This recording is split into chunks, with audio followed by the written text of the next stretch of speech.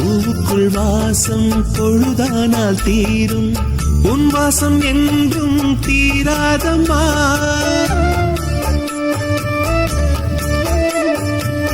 ஒளியறையாவும் சில நேரம் தூங்கும், உன் நேசம் என்றும் நீங்காதம்மா.